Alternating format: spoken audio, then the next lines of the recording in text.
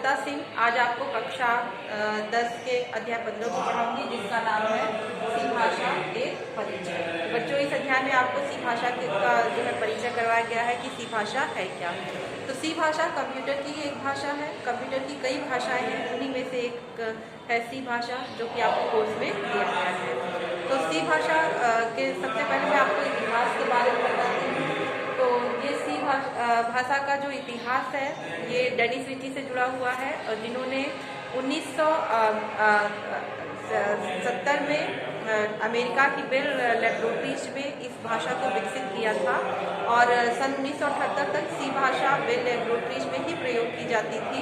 बाद में जो है ब्रियान करिंघम और डेनिस रिची ने सी भाषा के मूल सार को एक किताब जिसका नाम था द सी प्रोग्रामिंग लैंग्वेज उसमें लिखा, जिससे यह भाषा जो है बहुत लोकप्रिय हो गई और एक लोकप्रिय प्रोग्रामिंग भाषा बन गई। तो सी भाषा को यूनिक्स और MS-DOS ऑपरेटिंग सिस्टम दोनों पर प्रयोग किया जा सकता था, क्योंकि इसमें कंपाइलर के कई जो है इंटर के प्रोग्राम विकसित किए गए हैं, और जिन्हें अलग अलग आकार और प्रकार के कंप्यूटरों को ध्यान में रखकर बनाया गया है। तो सी प्रोग्रामिंग भाषा की अपनी अनेक विशेषताएं हैं, और इसीलिए इसकी लोकप्रियता को देखते हुए ANSI, जिसका कि पूरा नाम अमेरिकन नेशनल स्टैंडर्ड इंस्टीट्यूट है, तो ANSI ने जो है एक यूनिक्स के लिए ANSI सी जो है विकसित किया भाषा, और जिसको कि हम ANSI सी के नाम से जानते हैं, और ये जो है यूनिक्स पे प्रयोग की जाती थी। और उसके बाद डॉस के लिए जो सी भाषा बनाई गई वो टर्बो सी जो है सी के नाम से उसको हम जानते हैं। तो इस तरह से जो सी भाषा है ये एक महत्वपूर्ण भाषा है, और 1980 के दशक में बेल लेबोरेटरीज में ही एक और भाषा C++ बनाई गई, जो कि सी भाषा का ही एडवांस रूप था। C++ में हम ऑब्जेक्ट ओरिएंटेड प्रोग्रामिंग कर सकते थे, ये एक ऑब्जेक्ट ओरिएंटेड प्रोग्रामिंग थी, और सी भाषा द्वारा निर्मित प्रत्येक प्रोग्राम C++ के कंपाइलर द्वारा रन किया जा सकता है, और इस प्रक्रिया में GUI पर आधारित C++ भाषा का भी विकास किया गया है। इसमें उपयोगकर्ता सी तथा C++ भाषा के प्रोग्राम जो है बड़ी ही सरलता से कर सकता है। तो ये जो है सी भाषा का इतिहास है, और सी भाषा का महत्व क्या है। तो जितनी भी कंप्यूटर की भाषाएं हैं उनको दो भागों में विभाजित कर दिया गया है, इन भाषाओं को मुख्यतः, और ये दो भाषाएं हैं निम्न स्तरीय भाषा और उच्च स्तरीय भाषा। तो निम्न स्तरीय भाषा जो होती है उसमें प्रोग्राम करना बहुत ही कठिन होता है, जैसे मशीनी भाषा है और असेंबली भाषा है, तो इसमें हम प्रोग्राम आसानी से नहीं कर सकते हैं। उसके लिए हमको विभिन्न कोड याद करने पड़ते हैं और कार्य करना कठिन होता है। लेकिन जो उच्च स्तरीय भाषा होती है ये प्रोग्रामर से संबंधित होती है। हमारी जनरल बोलचाल की भाषा का प्रयोग किया जाता है, इसमें करीब इंग्लिश के शब्दों का प्रयोग किया जाता है, इसलिए उच्च स्तरीय भाषा जो है प्रोग्राम करने में आसान होती है।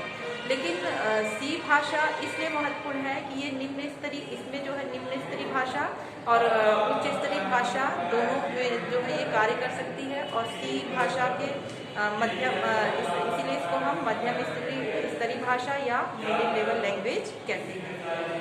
तो सी भाषा में जो है निम्न स्तरीय और उच्च स्तरीय दोनों प्रकार की प्रोग्रामिंग की जा सकती है, और सी भाषा की बहुत सारी विशेषताएं हैं, जिसमें कुछ मुख्य विशेषताओं के बारे में आपको बताती हूँ। जैसे ये सार्वजनिक प्रयोग की भाषा है। सी सार्वजनिक प्रयोग की भाषा के रूप में प्रचलित है। एक और जैसे फोरट्रॉन है लैंग्वेज है। फोरट्रॉन क्या है? फार्मूला ट्रांसलेशन लैंग्वेज इसका पूरा नाम है। इसको हम गणितीय कार्य के लिए भी केवल प्रयोग कर सकते हैं। कोबोल भाषा है, इसका प्रयोग हम जिसका पूरा नाम कॉमन बिजनेस ओरिएंटेड लैंग्वेज है, इस भाषा का प्रयोग हम बिजनेस से संबंधित कार्यों में कर सकते हैं, जैसे रिपोर्ट वगैरह तैयार करना हुआ। लेकिन सी भाषा एक मल्टीपर्पज लैंग्वेज है, इसका प्रयोग हम गणित में भी कर सकते हैं, बिजनेस से रिलेटेड भी कर सकते हैं, और दूसरे कार्यों के लिए भी इसका प्रयोग किया जा सकता है। तो इसीलिए ये एक जो है सार्वजनिक प्रयोग की भाषा है। कई प्रकार के कार्यों में से वैज्ञानिक, गणितीय, शैक्षणिक अन्य प्रकार के कार्यों और समस्याओं के लिए हम इस भाषा का प्रयोग कर सकते हैं, इसमें सॉफ्टवेयर बना सकते हैं। फिर दूसरी विशेषता ये है कि ये उत्तम प्रोग्रामिंग कह सकते हैं। ये सॉफ्टवेयर तैयार करने हेतु एक आदर्श भाषा है। जैसे आपको हॉस्पिटल का सॉफ्टवेयर तैयार करना है, या आपको जो है स्कूल के लिए सॉफ्टवेयर करना है, या अपना कोई कंपनी है उसके लिए सॉफ्टवेयर तैयार करना है तो उसके लिए एक बहुत ही उत्तम प्रोग्रामिंग भाषा है, क्योंकि इसमें हम कई विषयों से संबंधित कार्य कर सकते हैं। इसलिए इसमें सॉफ्टवेयर जो है सरलतापूर्वक बनाए जा सकते हैं और यह भाषा अन्य भाषाओं के समान सभी सुविधाएं प्रदान करती है। साथ ही साथ इसमें अनेक प्रकार के कंपाइलर, यूटिलिटी प्रोग्राम तथा सिस्टम से संबंधित सॉफ्टवेयर का भी प्रयोग किया जा सकता है। तो इसीलिए ये प्रोग्रामर के लिए उत्तम प्रोग्रामिंग भाषा है। फिर अगली विशेषता है हार्डवेयर का उत्तम उपयोग। इस भाषा में प्रोग्रामिंग करने के बाद कंप्यूटर के किसी भी हार्डवेयर पार्ट को हम जो है उपयोग कर सकते हैं, उसे एक्सेस कर सकते हैं। इस कारण यह एक उत्तम मशीनी कार्य क्षमता प्रदान करता है। इसलिए ये जो है इसमें जो है हार्डवेयर का उत्तम प्रयोग कर सकते हैं। सभी प्रकार के हार्डवेयर जो है का उपयोग जो है किया जा सकता है इसमें। फिर ये इसमें सरल शब्दकोश का प्रयोग, इसकी जो भाषा है जो इसमें वर्ड्स यूज किए जाते हैं, विभिन्न प्रकार के कीवर्ड का प्रयोग करता है। कीवर्ड इसमें प्रीडिफाइंड वर्ड्स होते हैं, पहले से आरक्षित शब्द होते हैं जो कि एक विशेष कार्य के लिए प्रयोग किए जाते हैं। तो सी भाषा में प्रोग्राम तैयार करने के लिए ऐसे शब्दों का प्रयोग किया जाता है जो समान अंग्रेजी भाषा के होते हैं, और यही जो शब्द होते हैं आपके कीवर्ड होते हैं, और इनका प्रयोग करके हम अपने प्रोग्राम को आसानी से लिख सकते हैं। प्रोग्राम की कोड जो है आसानी से लिखे जा सकते हैं। तो इसीलिए इसका सरल शब्द जो है शब्दकोश जो है बहुत ही सरल है।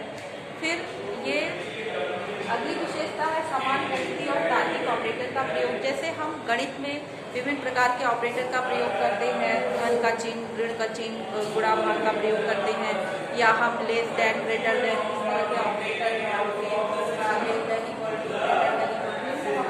प्रयोग करते हैं। तो सी भाषा में भी हम इन ऑपरेटरों का प्रयोग कर सकते हैं। तो सी भाषा में जो है गणितीय कार्य के लिए जैसे जोड़ने के लिए धन का चिन्ह किया जाता है, घटाने के माइनस, गणित का और भाग के लिए इस तरह के चिन्हों का प्रयोग किया जाता है। तो सामान्य गणितीय कार्य भी हम इसमें कर सकते हैं, और रिलेशनल ऑपरेटर का प्रयोग करके हम तुलना करने का कार्य भी कर सकते हैं। तो इसलिए ये जो है इसमें सामान्य गणितीय और तार्किक ऑपरेटर का प्रयोग किया जा सकता है। अगली विशेषता है स्ट्रक्चर भाषा। स्ट्रक्चर से तात्पर्य यह है कि सी भाषा में ऐसा नहीं कि हम प्रोग्राम की जितनी लाइनें लिखे वो सब एक के बाद एक एग्जीक्यूट हो। हम प्रोग्राम को जो है अलग अलग मॉड्यूल में भी लिख सकते हैं। एक बड़े प्रोग्राम को अलग अलग भागों में बांट के भी लिखा जा सकता है, और इन प्रोग्रामों का क्रियान्वयन भी जो है इसमें हम अलग अलग ब्लॉक का प्रयोग कर सकते हैं, सब रूटीन का प्रयोग कर सकते हैं। तो यहाँ पे शर्तात्मक स्थिति का भी प्रयोग कर सकते हैं। तो इस तरह से ये स्ट्रक्चर भाषा है, इसमें अलग अलग हम स्ट्रक्चर बना जो है प्रोग्रामिंग कर सकते हैं। और अगला है स्टैंडर्ड लाइब्रेरी फंक्शन। इसमें इनपुट आउटपुट से संबंधित और भी कई प्रकार के जो है फंक्शन उपलब्ध हैं, जिनके लिए एक लाइब्रेरी फाइल जो है कई लाइब्रेरी फाइल बनाई गई है। और उन फंक्शन को जैसे मैथ से रिलेटेड जो फंक्शंस हैं, कॉस थीटा, साइन थीटा, या आपको पावर से है, इन सबको एक स्टैंडर्ड लाइब्रेरी math.h में रखा गया है। ऐसे अल्फ़ाबेट से संबंधित जो फंक्शंस हैं उनको c-type.h लाइब्रेरी में रखा गया है। इसी तरह से स्ट्रिंग से संबंधित जो फंक्शंस हैं उनको string.h लाइब्रेरी में रखा गया। तो इसकी जो लाइब्रेरी फाइल है जिसमें हम कई प्रकार के फंक्शन का प्रयोग कर सकते हैं, उन फाइलों का प्रयोग करके, तो ये एक स्टैंडर्ड लाइब्रेरी फंक्शन प्रोवाइड करता है। और ये मशीन से आत्मनिर्भर भाषा है। मतलब आजकल जो भी कंप्यूटर आते हैं, जो भी मशीनें हैं कंप्यूटर की, उसमें जो है छोटी बड़ी इन सब के लिए जो है सी भाषा में कंपाइलर तैयार कर लिए गए हैं, जिसके कारण इसे किसी भी कंप्यूटर पे आसानी से हम इंस्टॉल करके इसका प्रयोग कर सकते हैं। तो ये सब कुछ महत्वपूर्ण विशेषताएं हैं सी भाषा की, जिनका प्रयोग करके हम जो है अपनी प्रोग्रामिंग को करते हैं। और सी जो है एक महत्वपूर्ण भाषा है, एक मल्टीपर्पज़ प्रोग्रामिंग लैंग्वेज है जिसको हम मिडिल लेवल लैंग्वेज कहते हैं।